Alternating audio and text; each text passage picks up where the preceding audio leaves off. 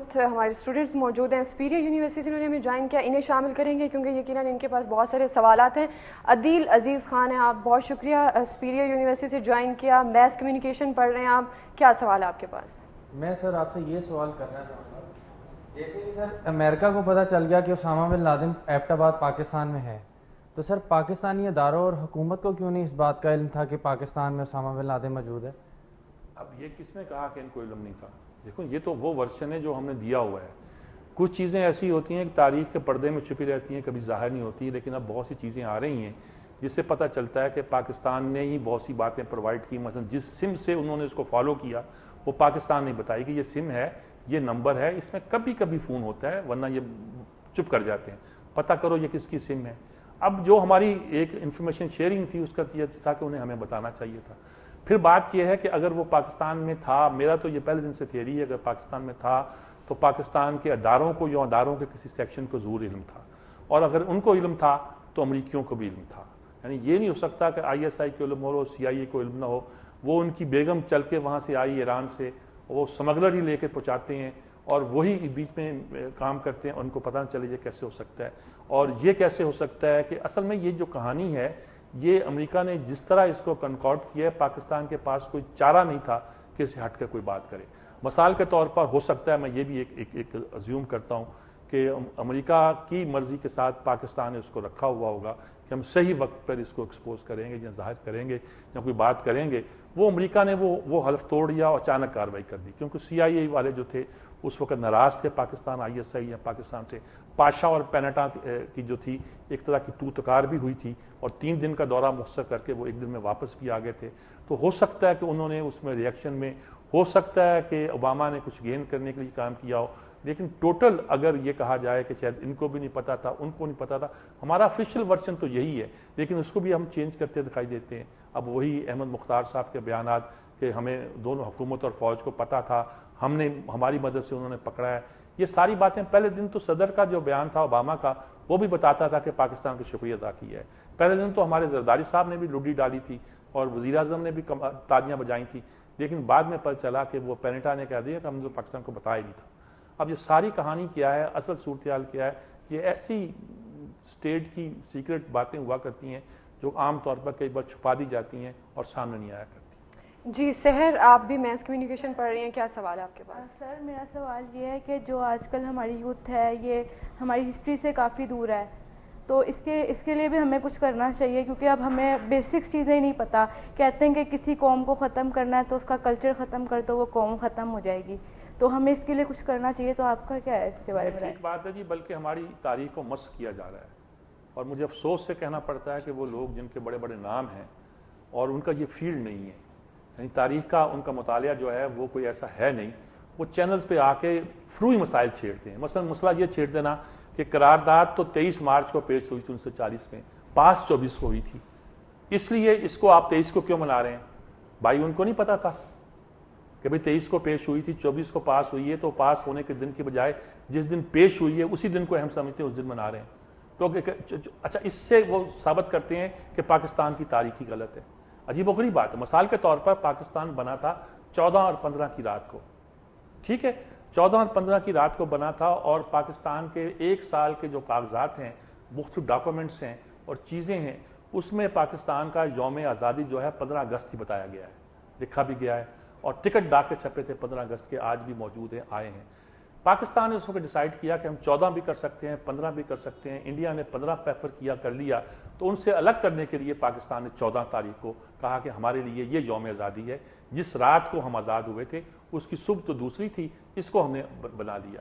اب اس چیز کو اگر کہا جائے گی کہ آپ کو تو پتہ ہی نہیں تھا آپ کا یوم آزادی, بھائی پتہ تھا یار, آپ جاہل تھے, آپ نے تاریخ ہی نہیں پڑھی تھی آپ کو.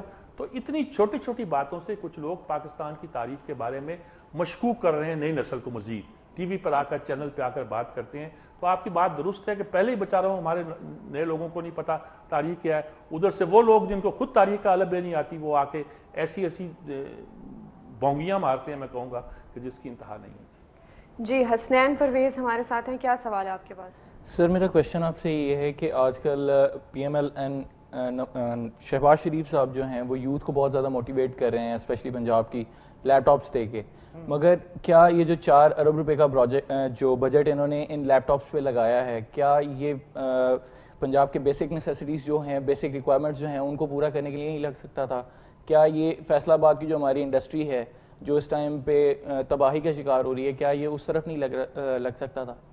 اصل میں یہ بڑی باتیں ہوتی ہیں جی. ویسے 4 ارب تو پی نٹس ہیں اور بڑی انڈسٹری کے لیے اس سے بہت زیادہ پیسہ چاہیے، لیکن جب روٹی کا بنایا تھا اس پر بھی اعتراض ہوا کہ تندوروں میں جھونک دیا گیا.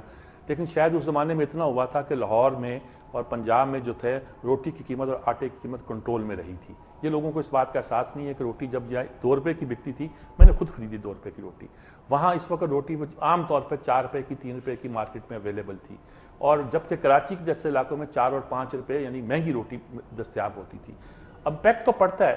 بے نظیر جو انکم سپورٹ پروگرام ہے اس کے بارے میں بھی یہی اعتراضات ہیں. لوگ کرتے ہیں اعتراضات کہ آخر کیوں آپ اس پیسے کو جھونک رہے ہیں، اس کو کسی پازیٹیو چیزوں میں لگایا جائے. وہ تو بڑا پیسہ ہے، یہ تو 4 ارب ہے، وہ تو 35-40 کتنا پتہ نہیں کتنے ارب روپے کا پیسہ ہے، اس کو اس طرف لگاتے. اچھا یہ تھنکنگ کا فرق ہو سکتا ہے، لیکن ان لوگوں اب کچھ یہ بھی ہے. ڈاکٹر ایکیو خان کہتے ہیں کہ بجائے اس کے کہ آپ پرسنلی کسی کو لیپ ٹاپ دیتے، آپ شہروں میں سائبر کیفے کھول دیتے جہاں لوگ جا کے کام کرتے. ان کیفوں کی ایک پرابلم وہی ہے، یوتھ مجھ سے بہتر جانتی ہے کہ اس کو مس یوز کس طرح کیا جاتا ہے. اب اس سے بہتر یہ تھا کہ آپ لوگوں کو ایک طرح کی اونرشپ دیں، ان کو فیلنگ دیں کہ ان کے پاس یہ چیزیں موجود ہیں اور وہ کام کر سکتے ہیں. آئی ٹی کے میدان میں انڈیا نے بہت کچھ کیا ہے. اگر پنجاب میں ہمارے علاقے میں جتنی گنجائش ہے، اب عرفہ یہ پارک جو بنا ہوا آئی ٹی پارک ہے، اگر آپ کولیبریٹ کر کے اس فیلڈ میں کوئی بریک تھرو کر لیں گے تو پاکستان کے لیے فائدہ مند ہی ہوگا. اور لوگ کہتے ہیں جی بیچ رہے ہیں، کتنے بیچ دیں گے جی؟ بہت سے لوگ ہیں سینے پہ لگا کے بیٹھے ہوتے ہیں جی. ان کے لیے بہت بڑی چیز ہوتا ہے کہ ان کے لیے مل گیا ہے. تو میرا خیال میں عیدی کا مجھے فلسفہ پسند ہے کہ بھائی بات سنو، اگر 100 روپے میں سے 30 روپے ضائع بھی جاتے ہیں تو 70 روپے تو لوگوں کی خدمت میں خرچ ہوتے ہیں نا. میں اس چکر میں پڑا ہوں کہ 30 روپے ضائع ہو گئے، پکڑو اور یہ کرو. وہ کرتے ہیں، ہم بے ایمانی نہیں ہونے دیتے، لیکن پھر بھی وہ بڑا ایشو نہیں ہے. اصل ایشو یہ ہے کہ جو پیسہ خرچ ہو رہا ہے اس کی قدر و قیمت کو جانا.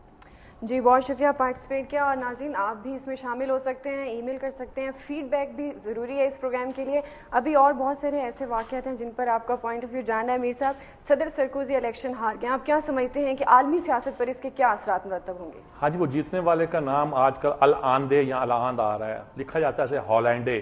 جی تو فرانسیسی زبان کی تو بڑی خوبصورتی ہے نا کہ وہ کرک تو ہے ہی نہیں، ایچ بھی غائب اور آخر پہ کچھ لوگوں کا خیال ہے ای بھی غائب ہونی چاہیے، الاند ہونا چاہیے. اب یہ مترا کے بعد پہلے پریزیڈنٹ ہے 17 سال کے بعد 13 سال کے بعد جو کہ لیفٹ کے سوشلسٹ ہوئے تھے. جب مترا اچھا فرانس پہ قبضہ تھا ٹریڈیشنل گالسٹ پارٹی کا، ان کا نام تو کچھ اور ہوگا لیکن گالسٹ ڈیگال کی وہ پارٹی جس نے فرانس کو ایک طرح سے ریجومینیٹ کیا تھا، زندہ کیا تھا، ریوائول کیا تھا. سیکنڈ ورلڈ وار کے بعد وہ قوم بالکل ڈھہ گئی تھی، پھر آ کے کھڑی نہیں ہو پا رہی تھی، تو ڈیگال نے اس کو ایک طرح سے دوبارہ مضبوط کیا. یہ انہی کی پارٹی سرکوزی. اچھا فرانس کے لوگوں کا اپنا مزاج ہے، وہ اپنا کلچر ہے، وہ امریکی زیادہ ہی کلچر ان کے یہاں کچھ زیادہ ہی آرٹ گھسا ہوا ہے. مقابلے میں یہ جو تھے مترا، یہ سوشلسٹ تھے. اس وقت شاید کمیونزم پارٹی بھی اس میں شامل ہو گئی تھی یا کیا ہو گیا تھا. لوگوں نے کہا تھا یورپ میں انقلاب آ گیا، کمیونزم کا انقلاب اب کیا ہوگا. لیکن دنیا کا پہلا تجربہ تھا جب یہ معلوم ہوا کہ انہوں نے کہا کہ ہم فرانس کے آئین کے اندر کام کریں گے. چنانچہ لیفٹ کے بارے میں کمیونسٹ باروں کے متاثر کہ جہاں آ جائیں گے نظام حکومت بدل جائے گا، فرانس میں آ کے غلط ثابت ہوا. اب کیرالا کے لوگ اور مغربی بنگال کے لوگ کہتے ہیں کہ ہم آئین ہند کو مانتے ہیں یا ہندوستان کے کانسٹیٹیوشن کو مانتے ہیں، ود ان دیٹ کانسٹیٹیوشن ہم کام کرتے ہیں، لیکن ہم ہیں کمیونسٹ. تو یہ جو دنیا میں ایک نظام ہوتا تھا، یہ تو خیر اتنے بیچارے کمیونسٹ نہیں ہیں، لیفٹ کے ہیں. وہاں لیفٹ رائٹ کے بڑی لجی پین ایک خاتون ہیں جن کے باپ بھی بڑے تھے، بڑے انتہا پسندوں کے نظریات ہیں، امیگریشن کے خلاف ہیں، مسلمانوں کے خلاف بہت سی باتیں ہوتی ہیں. اس میں سرکوزی کو عام طور پہ بیلنس کیا جاتا تھا، لیکن وہ بھی اس میں بہ گئے. اب ان کے آنے کا مطلب مسلمان تو خوش ہیں، وہاں پاکستانی بھی خوش ہیں. ان کے قوانین جو ہیں کیونکہ یہ ایک طرح کے انقلابی ہیں، ان کے قوانین یہ نہیں کہہ سکتے کہ باہر سے آنے والے لوگوں کو روکو، یعنی کہ سرمایہ کی تو ہجرت ہوتی رہے اور لیبر کی ہجرت نہ ہوتی رہے، یہ بڑی مشکل ہے. وہ سمجھتے ہیں کہ جس طرح مسلمان اور دوسری مائنورٹیز وہاں گیٹوز میں رہ رہے ہیں، وہ ان کی زندگیاں شاید بہتر ہو جائیں یا کچھ. فرانس کا امیج بھی دنیا کے مقابلے میں اور امریکہ کے مقابلے میں دوسرے معاملے میں وہ کھڑا ہو, یورپ یونین سے وہ اپنے آپ کو کس طرح اور طرح آئیڈینٹیفائی کرے, تو بہت سی باتیں ہیں جو پازیٹیو طور پر بھی گنی جا رہی ہیں ان کے حوالے سے. جی اچھا میر صاحب, کسان کانفرنس لاہور میں ہوئی, اس میں بھاشا ڈیم کے حوالے سے کہا گیا کہ بنایا جائے اور صوبوں کو گندم امپورٹ کی جائے. آپ کیا سمجھتے ہیں کہ اس ڈیمانڈ, اس مطالبے کو کیسے لیا جائے, اس کی کیا امپورٹنس ہو سکتی ہے؟ دیکھیں صاحب, ایک تو بھاشا ڈیم ہے, وہ کالا باغ ڈیم نہیں بنتا تو ان کا بھاشا ڈیم بناؤ, اس پہ بھی بیٹھ گئے ہو. ابھی 4 سال ہو گئے ہیں, ابھی تو ٹینڈر بھی جاری نہیں کیے ہیں, کچھ بھی نہیں ہوا ہے. چلیے ایک تو وہ پانی کا مسئلہ, لیکن یہ گندم جو امپورٹ کرنے کا مسئلہ یہ بڑا سینسٹیو ہے. پنجاب کا ایسٹ کیا ہے؟ زراعت ایسٹ ہے جی. اس کے پاس گندم سرپلس ہے جو دوسرے صوبوں کو بھی دیتا ہے. صوبہ کی صوبائی حکومت گندم کو خریدتی ہے, اس کو سٹور کرتی ہے, اپنے پیسوں سے خریدتی ہے, بینکوں سے خرید کے بینکوں کو سود بھی دیتی ہے. کسان کا فائدہ یہی ہے کہ سرکاری قیمت پر گندم اس سے خرید لی جائے, ورنہ وہ آڑتی اور منڈی میں ذلیل ہوتا پھرے گا. اچھا, گندم خریدنے کا فائدہ یہ بھی ہوتا ہے کہ یہ سیکیور ہو جاتا ہے آپ کے ہاں فوڈ. غریب آدمی بھی دیہاتوں میں, گاؤں میں جو ہے وہ گندم کی بوریاں خرید کے رکھ لیتے ہیں اپنے پاس کہ سارا سال اور ملے نہ ملے کم از کم 2 وقت کی روٹی تو مل جائے گی. تو ایسی صورت میں گندم پنجاب خریدتا ہے, اپنے پیسوں سے خریدتا ہے, اس کو سٹور کرتا ہے, مرکز کے پاس کم ہوتی ہے. پنجاب اب بہت دنوں سے کہہ رہا ہے کہ گندم کو امپورٹ کر دیں, یہ 20 لاکھ ٹن زیادہ ہے یا 40 لاکھ ٹن, اس کو امپورٹ کر دیں. مرکزی حکومت اپنی سیاست کرتے ہوئے اس کی اجازت نہیں دے رہی تھی, اور چونکہ امپورٹ کرنے کا یا ایکسپورٹ کرنے کا حق جو ہے وہ فیڈریشن کو ہے, وہ بیٹھی ہوئی تھی. رزلٹ کیا تھا کہ پنجاب گورنمنٹ کا پیسہ سٹک اپ ہو گیا. اور رزلٹ کیا تھا کہ وہ پیسہ اگر ان کے پاس آتا تو اس پیسے کے ذریعے سے نئی گندم کی فصل انہوں نے خریدنی تھی. اب انہوں نے فیصلہ تو کر دیا بیچنے کا, لیکن ڈیلے کیا. اور اگر وقت پہ کیا جاتا تو پنجاب کے پاس یہ جو بوجھ پڑا ہوا تھا زراعت کی وجہ سے دوسرے صوبوں کو, رزلٹ کیا نکلے گا؟ اگر پنجاب گورنمنٹ خریدنے سے اب بند کر دے, خاص حد تک خریدے, تو اگلے سال کسان گندم نہیں بوئے گا. گندم نہیں بوئے گا, آپ باہر سے منگوائیں گے, آپ کی ایسی تیسی ہو جائے گی. یعنی جو اب آپ کا ایسٹ ہے اس میں پنجاب کے کسان کا کہنا کہ گندم خریدی امپورٹ کی جائے کا مطلب ہے کہ پنجاب گورنمنٹ گندم خریدے ان سے پہلے تو اچھے نرخوں پہ خرید کر وہ باہر بھیجے اگر ان کو ہمارے ہاں سرپلس ہے, اور اس کی آپ اجازت دیں. وہ ڈمپ کرے گی تو خریدنے میں بھی گھبرائے گی, کیونکہ پیسہ تو بینکوں سے لیا ہوتا ہے, گھر میں تھوڑا پڑا ہوتا ہے کہ وہ خزانے سے نکالا اور یہ لے لو. تو یہ ساری صورتحال ہے, یہ وہ ایک آپس میں انٹر ریلیٹڈ ایسی ہے کہ ہمارے فارمرز یہ کہتے ہیں کہ ہماری فلاح اسی میں ہے, بہبود اسی میں ہے کہ آپ گندم امپورٹ کرنے کی اجازت بہتر ہے صوبوں کو دیں, صوبوں کو نہیں دیں تو اس کا کوئی ایسا بندوبست کریں کہ اگر سرپلس گندم ہو تو اس کو امپورٹ کیا جائے, تاکہ حکومت جو ہے وہ ہم سے گندم خرید سکے اور ہمارے ہاتھ جو ہیں وہ ذرا کھلے ہوں اور ہم ایک طرح کے سکون سے زندگی گزار سکیں. صحیح. اچھا میر صاحب, مختصراً ڈسکس کریں گے, بھارت نے جدید دفاعی میزائل نظام تیار کرنے کا دعویٰ کیا, اب کیا ٹارگٹ ہو سکتا ہے اور یہ اصل میں جی وہ تو اس کا بحری بیڑا بھی بنانا چاہتا ہے, سمندروں میں راج کرنا چاہتا ہے. یہ اینٹی بلاسٹک میزائل پچھلے دنوں سے میزائل کا 5000 کلومیٹر مار کرنے کا تجربہ کیا تھا اور لگتا ہے کہ اب ختم ہونے والا بھی ہے. مطلب یہ ہے کہ وہ انٹرنیشنل ارینا میں جا رہا ہے اور امریکہ اس کو پش کر رہا ہے, طاقت دے رہا ہے. یہ میزائل اس کے نہیں, امریکن ٹیکنالوجی کے بغیر نہیں ہو سکتے. وہ اس کو پش کر رہا ہے, طاقت دے رہا ہے, چل جا بیٹا سولی پر. وہ سولی پر چڑھے گا فی الحال, اس کو شوق ہے بڑی طاقت بننے کا, سپر پاور بننے کا خطے کی, لیکن یہ ایک سودا بڑا مہنگا پڑتا ہے اینٹی بلاسٹک. اور کسی نے کہا کہ پاکستان بھی اس دور میں شامل ہو گیا, ہماری ڈیفنس میزائل ٹیکنالوجی ان سے بہتر ہے, اگر ہم بھی اس میں پڑ گئے تو ان کے لیے پھر بڑی لمبی دور ہو جائے گی. جی بالکل, بہت شکریہ آپ کا میر صاحب, اور ایک بار پھر آپ کا شکریہ ہمیں جوائن کرنے کے لیے, اور بہت اچھا انپٹ آپ نے دیا, بہت شکریہ. ناظرین, اس کے ساتھ ہی آج کے پروگرام کا وقت ختم ہوتا ہے. وہ یہ میر صاحب کی بات, نیتیں ٹھیک ہونی چاہیے, چاہے بین الاقوامی مسئلہ ہو, چاہے ہماری جو ملکی سیاست ہے اس کے حوالے سے ہو, کوئی بھی ایشو ہو, اگر ہماری نیتیں ٹھیک ہیں تو انشاءاللہ اس کا رزلٹ جو ہے وہ بہت اچھا نکلے گا. اپنا ڈھیر سارا خیال رکھیے گا. انشاءاللہ کل آپ سے دوبارہ ملاقات ہوگی. اللہ حافظ.